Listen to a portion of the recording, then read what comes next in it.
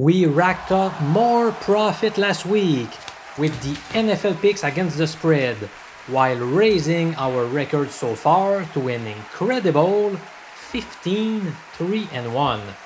That clearly deserves bringing out this dollar chain. We have not had a losing week in 2021. You can see on your screen a breakdown of how the NFL betting tips have done as a function of the star rating out of 5 stars. Only the picks rated 2 stars have a losing record so far. Even the unofficial picks, the leans, are showing a record above 500. This week I've got 3 official picks for you, as well as 3 leans. Let's crush the bookies together, shall we? Let's go!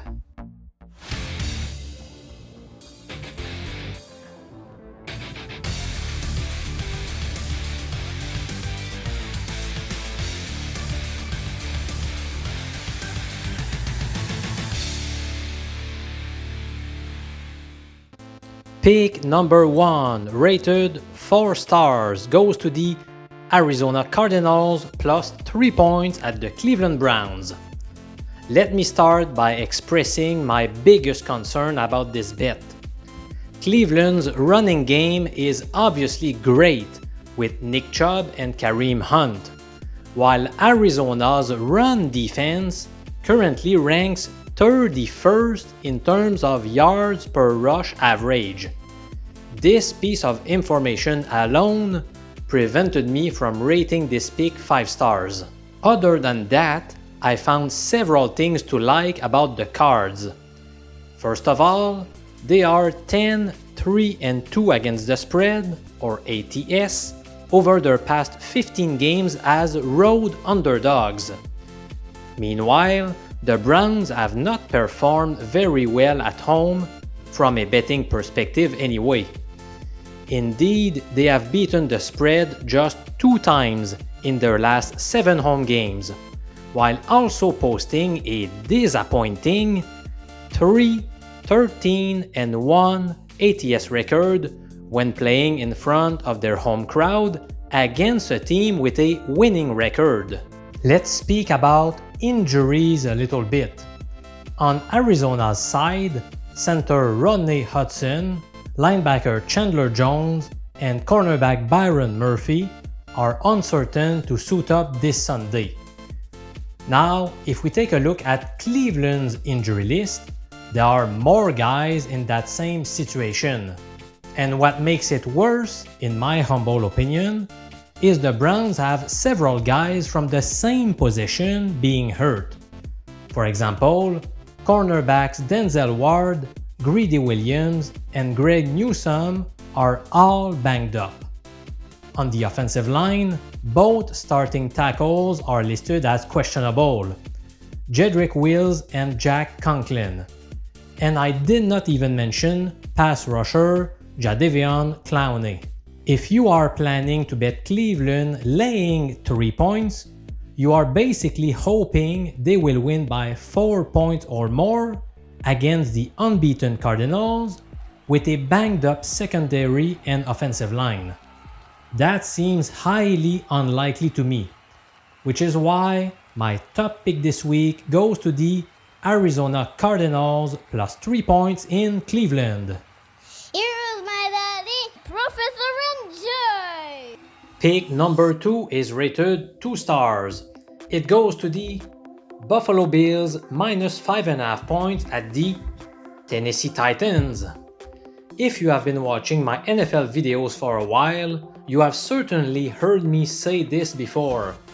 I like to bet the Titans when they are underdogs, whereas I like to fade them when they are favorites. The main reason behind this strategy is that I believe they can beat any team in the league, but they are also susceptible to lose to any team. That was one of my arguments when I took the Jets to upset them a couple of weeks ago. Now I am going to go against my own tendency. I am betting against Tennessee as underdogs. There are too many things pointing in Buffalo's direction for me to ignore these signals. The Bills have one of the shortest injury lists in the entire league. They are extremely healthy except for linebacker Matt Milano, who seems to have a shot to be on the field this week. Meanwhile, the Titans have many important guys who are hurt. Wide receiver Julio Jones, left guard Roger Saffold, cornerback Christian Fulton, and linebackers Bud Dupree and Rashaan Evans.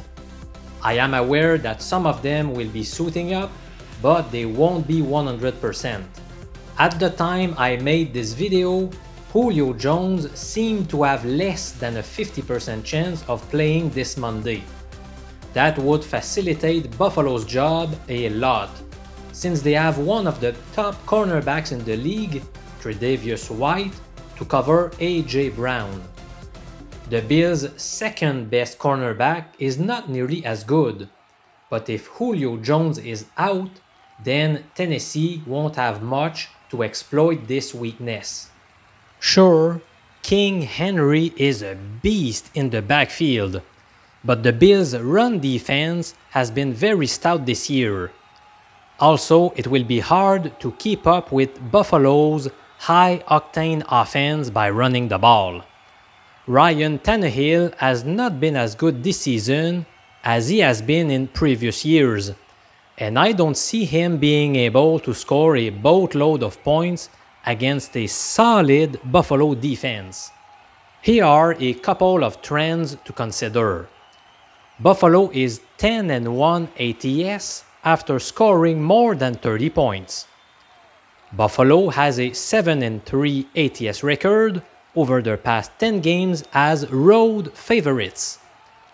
The icing on the cake is the famous revenge factor that I appreciate so much. Last year, Buffalo's worst loss by far was a 42-16 defeat in Tennessee in Week 5. Do you think the Bills remember that game? They sure do.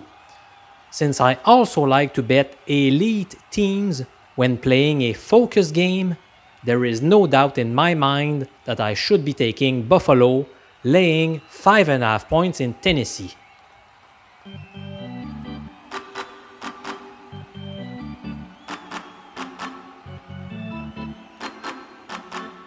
Pick number 3 is rated 2 stars.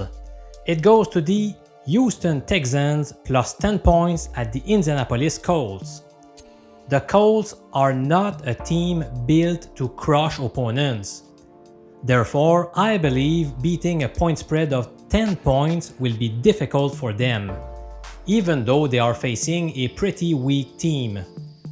We are still talking about a division rival that will do everything it can to keep the game close. Also, quarterback Davis Mills showed a significant improvement last week against a tough Patriots defense. He completed 21 of 29 passes for 312 passing yards, 3 TDs, and 0 interception. That's pretty impressive considering he was facing Bill Belichick, who has always been a master at shutting down rookie QBs. We also have the double division revenge factor going our way. Last year, the Texans lost both meetings against Indy. The margin of victory was not huge, 6 and 7 points. According to historical data, it is often a smart idea to back a team that lost both division games against a given opponent. Also note that the Colts lose 1 day of rest and preparation after playing the Monday Nighter in Baltimore last week. That was their 3rd straight road game, by the way, so they could show some fatigue against the Texans after traveling so much. I am worried about Indianapolis beating the spread in 5 of the past 6 matchups against Houston. But the Colts are just 2-7 ATS when playing at home against a team with a losing record. They are also 1-5 as home favorites. As I said earlier, they are not built to destroy opposing teams. Also, Indy's secondary is pretty banged up. They are also missing their Pro Bowl guard Quentin Nelson. Granted, Houston may be without left tackle Laramie Tunsil, but he has a much higher chance of playing than Nelson. Here is my final argument. Past data also shows we should bet teams that have been underdogs in each of their last 4 games if they are underdogs by 7.5 points or more this week. That is the case for the Texans, who have been established underdogs in all of their first 5 matches in 2021. For all of those reasons, even though it does not feel comfortable, I am putting my money on the Houston Texans this weekend.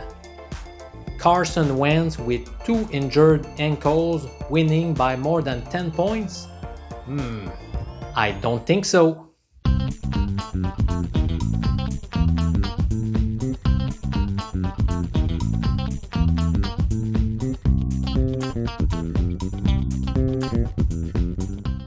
It's time for 3 unofficial picks, also called leans.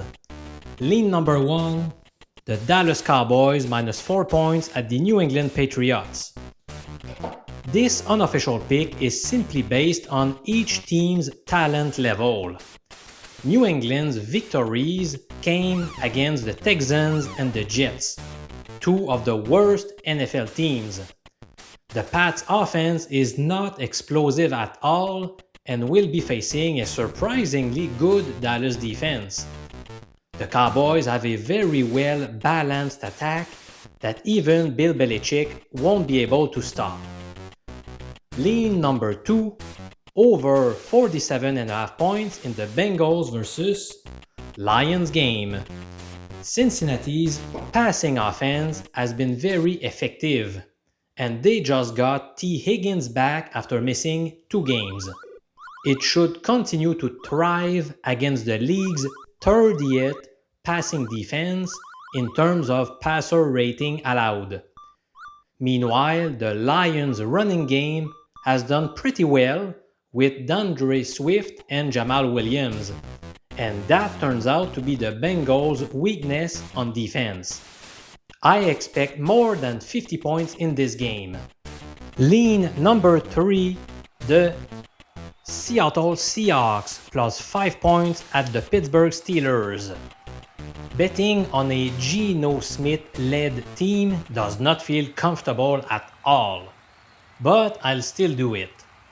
The Seahawks have 3 additional days to game plan after playing last Thursday, which comes in handy since they will have a new QB under center.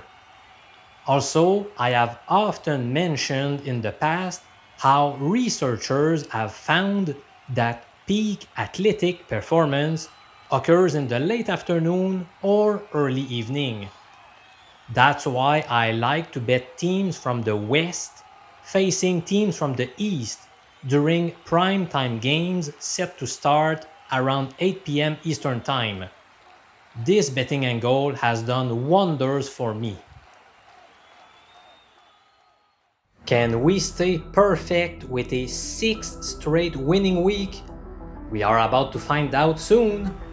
I cannot thank you enough for watching my videos. I find it hard to believe that more than 45,000 people watched last week's video. This sports betting YouTube channel is literally exploding, and this is all because of you guys. I am so grateful, and I invite you to subscribe to the Lone Sports Betting Show hosted by a university statistics professor. Have a good weekend, my friend. This is Professor MJ saying so long.